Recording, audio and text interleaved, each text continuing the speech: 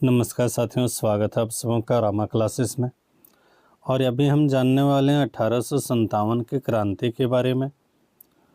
एक बहुत ही important topic है जो कि आपके मॉडर्न हिस्ट्री या फिर कह सकते हैं आधुनिक भारत के इतिहास विषय से हैं।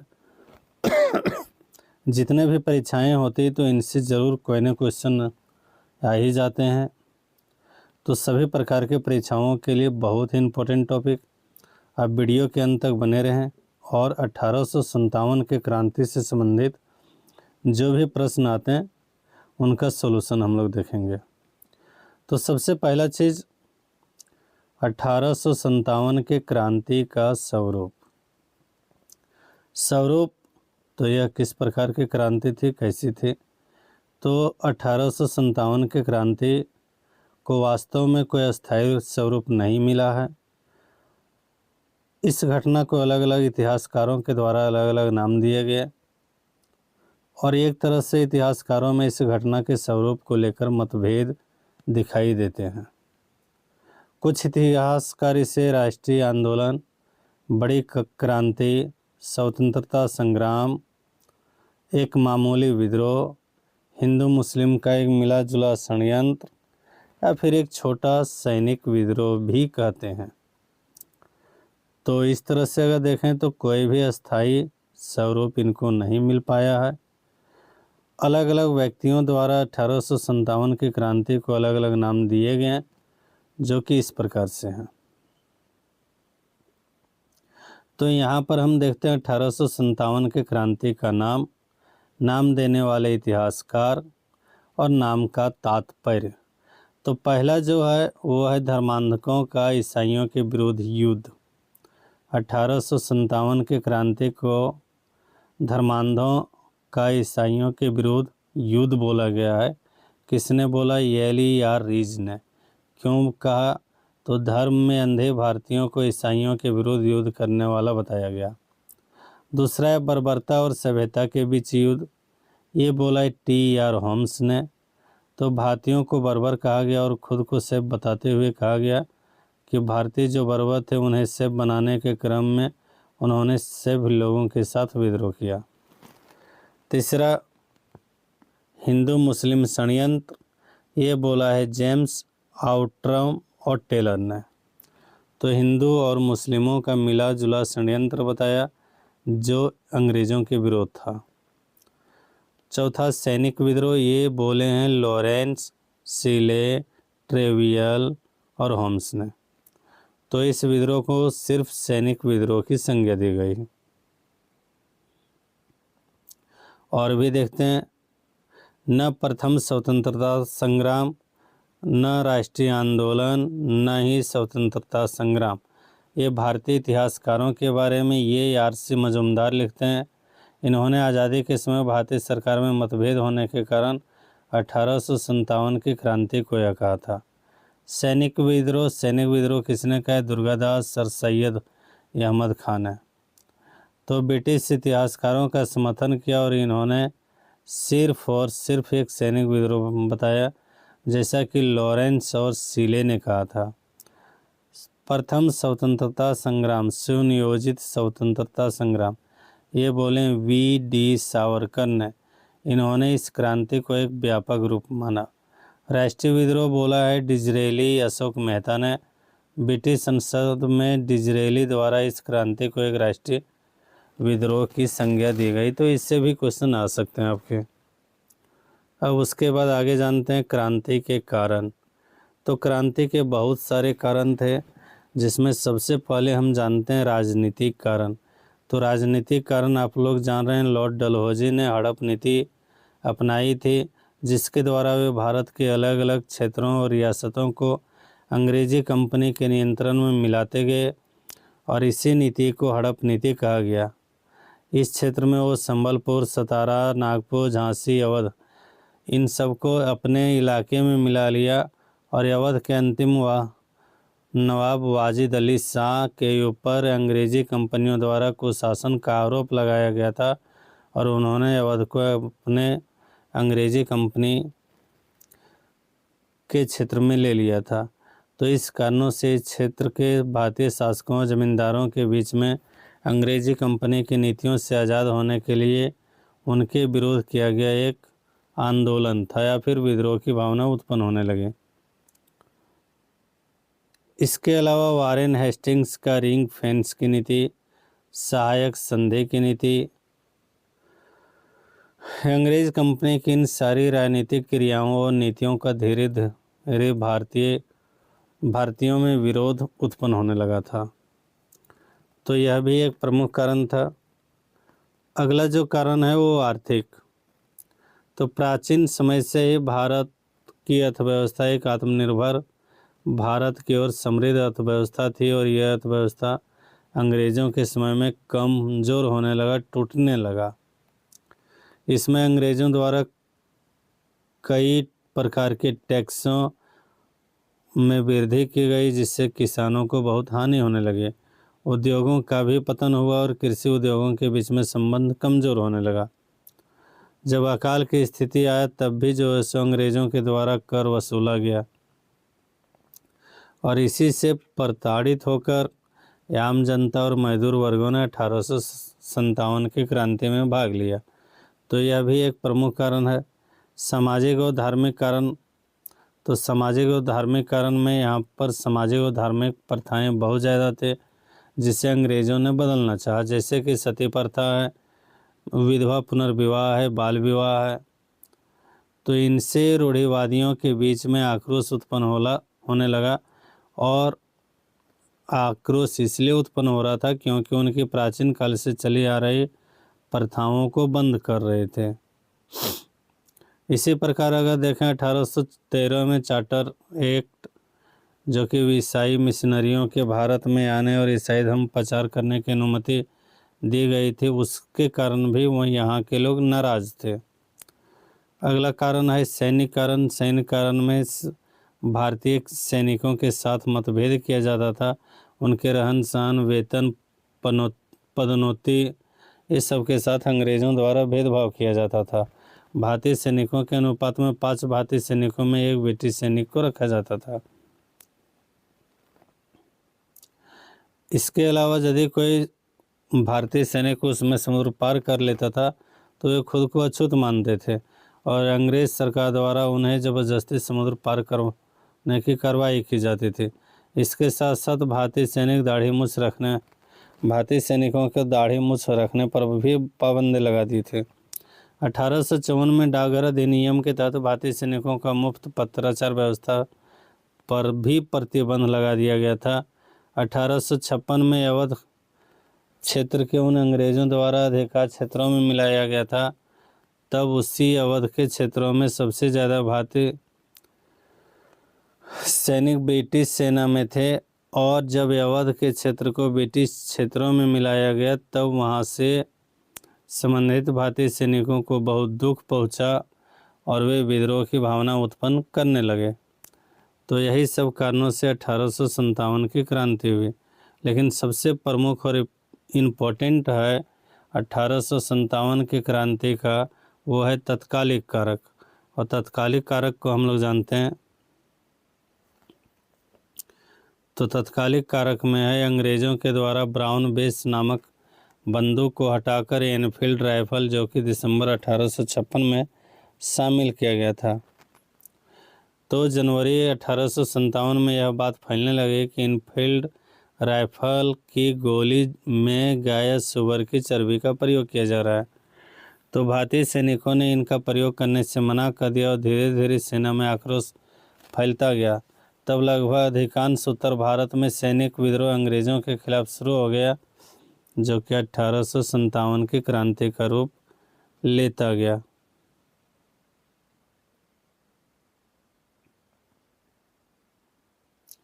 अब हम लोग जानते हैं 1857 की क्रांति की शुरुआत कहाँ से हुई। तो 1857 की क्रांति का शुरुआत गाय और सुअर वाले चर्बी के कारण उसका बहिष्कार था, इसलिए इस क्रांति का प्रारंभिक रूप बंगाल के क्षेत्र में हुआ।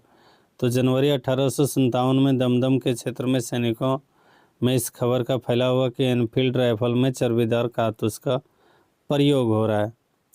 इसके बाद फरवरी 1857 में बंगाल के बहरामपुर क्षेत्र में सैनिकों में यह खबर फैली। और उसके बाद सबसे इम्पोर्टेंट डेट जो है 29 मार्च 1857, डेट को याद रखना भाई, 29 मार्च 1857 बैरकपुर छावनी में सैनिकों के बीच यह खबर फैल गई और 34वीं इन्फेंट्री के सिपाही मंगल पांडे ने इसका प्रयोग करने से इनकार किया। मंगल पांडे का नाम आप सब लोगों ने सुना होगा और उनके ऊपर फिल्म भी बनाई गई है।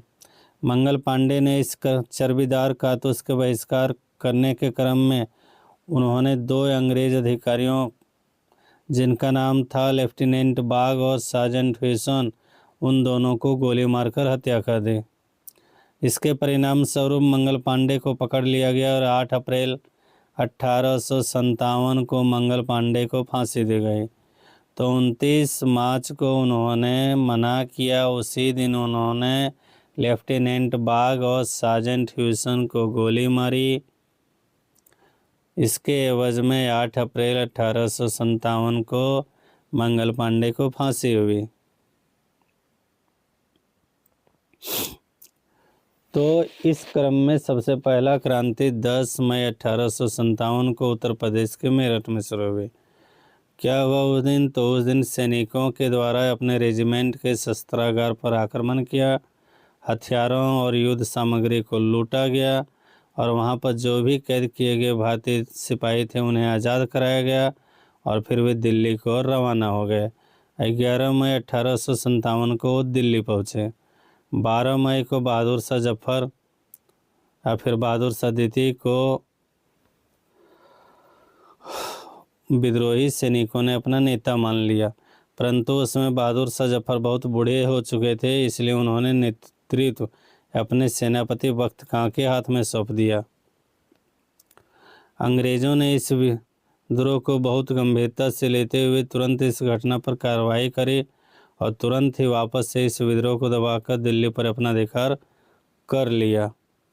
परंतु तब तक इसको देखते हुए भारत के अलग अलग क्षेत्रों में भी अंग्रेज़ों के अत्याचार के खिलाफ और अंग्रेज़ों की नीतियों के विरोध में विद्रोह फैल गया और धीरे धीरे यह विद्रोह फैलता गया। तो अब जानते हैं इसका विस्तार। तो इसका विस्तार कहाँ तक हो गया? तो देखिए, बंगाल में दमदम, बहरामपुर, बैरकपुर, फिर यह मेरठ में, मेरठ से दिल्ली।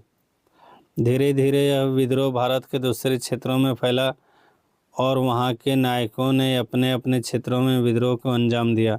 मुख्य रूप से यह विद्रोह उत्तर और मध्य भारत में, दक्षिण भारत में ज़्यादा विस्तार नहीं हो पाया, लेकिन उत्तर और मध्य भारत में ज़्यादा हुआ। वे क्षेत्र जहाँ 1857 की क्रांति हुई उसके नायक इस प्रकार से हैं। बहुत ही इम्पोर्टेंट टॉपिक है ये, सभी परीक्षाओं में इस टॉपिक से एक न एक प्रश्न आ ही जाते हैं। तो ध्यान से जानना थोड़ा सा।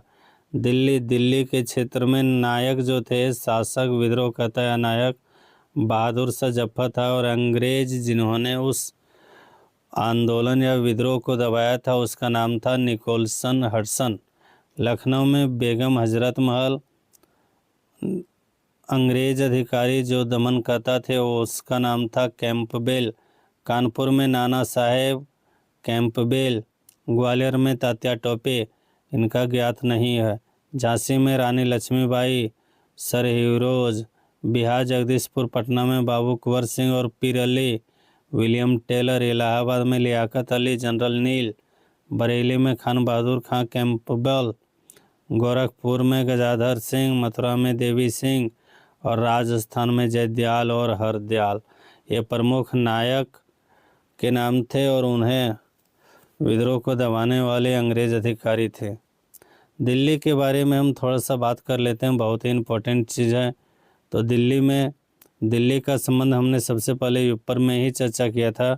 भारतीय सैनिक मेरठ से आकर दिल्ली ही गए और वहाँ पर बहादुर शाह जफर को अपना नेता चुना। उसका सेनापति बख्त खां इस नेतृत्व के लिए तैयार भी हुए। इसको अंग्रेज़ों की तरफ से निकोलस दबाने की कोशिश करते रहे, लेकिन उनकी इसमें मृत्यु हो गई। तब हडसन दिल्ली का विद्रोह को सफलतापूर्वक दबा पाते हैं। निकोलसन का मृत्यु हो गया।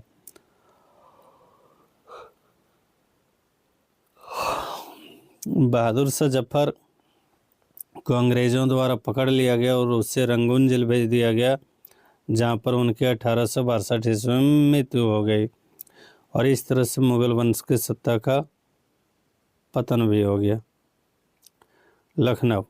लखनऊ में या अंग्रेज़ों के अवध क्षेत्र में अपनी नीतियों द्वारा उनके अधिकार क्षेत्रों में मिला लिया गया था और उसमें वहाँ की जो रानी थी वो थी बेगम हजरत महल। उन्होंने ही वहाँ विद्रोह किया था और विद्रोह को दबाने वाले कैंपबेल अंग्रेज़ की तरफ से अंग्रेज़ अधिकारी थे। यहाँ के विद्रोह को दबा दिया गया, परंतु हजरत महल ने अंग्रेज़ों के समक्ष समर्पण नहीं किया और वे बाद में नेपाल चली गई। कहाँ चली गई? नेपाल। कानपुर देखें तो कानपुर उस समय हमने मराठा साम्राज्य के बारे में जाना था, तब हमने मराठा साम्राज्य के अंतिम पेशवा बाजीराव द्वितीय के बारे में ऊपर में भी चर्चा किए थे। उसके दत्तक पुत्र थे नाना साहेब, जिनका वास्तविक नाम घोंदूपंत था। लॉर्ड डलहौजी की हड़प नीति के कारण नाना साहेब को उनका अधिकार नहीं मिल पाता था। नाना साहेब ने कानपुर के आसपास में अंग्रेज़ों के विरुद्ध विद्रोह किया और वहां पर कैंपबेल द्वारा इस विद्रोह को दबा दिया गया। उसके बाद ग्वालियर में विद्रोह करने वाले तात्या टोपे, विद्रोह दबाने वाले कैंपबेल। तात्या टोपे का एक मित्र था जिसका नाम था मानसिंह। तात्या टोपे के साथ धोखा किया अंग्रेज़ों से हाथ मिला लिया। किसने? मानसिंह ने। उनको तात्या टोपे के ग्वालियर में छुपे होने की खबर दे दी। किसको? अंग्रेज़ों को, जिसके कारण अंग्रेज़ों द्वारा तात्या टोपे को पकड़ लिया गया और फिर उनको फांसी दी गई। और उसके बाद सबसे इम्पोर्टेंट चीज़ झांसी। तो स्कूल में हम लोग झांसी के बारे में बहुत कुछ पढ़े हैं। झांसी की रानी लक्ष्मीबाई थी, उनके एक दत्तक पुत्र थे दामोदर राव। वे गंगाराव की विधवा थे। कौन? रानी लक्ष्मीबाई। अंग्रेज अधिकारी जिन्होंने विद्रोह को दबाया वो था सर ह्यू रोज। वीरता से लड़ते हुए रानी लक्ष्मीबाई शहीद भी हो गई और भारत में हर सोई हुई महिला पुरुषों से ज़्यादा ताकतवर हो सकती है, ये कहना था झांसी की रानी की। रानी लक्ष्मीबाई ने पुरुषों की भांति या यूं कहें कि उससे भी ज़्यादा ताकतवर संघर्ष अंग्रेज़ों के साथ में किया। बिहार में जगदीशपुर में वहाँ के एक जमींदार बाबू कुंवर सिंह अंग्रेज़ों के विरुद्ध विद्रोह किया और न सिर्फ जगदीशपुर में बल्कि उत्तर प्रदेश के आजमगढ़ में भी।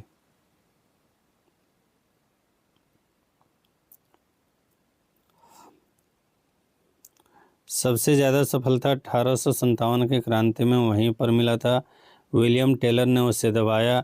एक पुस्तक विक्रेता जिनका नाम पीर अली था, उन्होंने बिहार के पटना क्षेत्र में अंग्रेज़ों के विरुद्ध विद्रोह किया, परंतु कुछ समय में ही अंग्रेज़ों ने उनका भी दमन कर लिया।